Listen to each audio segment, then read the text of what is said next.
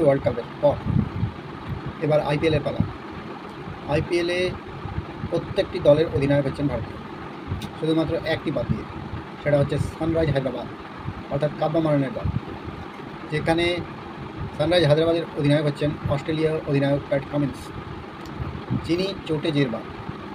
এবার তাকে বাদ দিয়ে ভারতীয় অধিনায়ক করা হবে।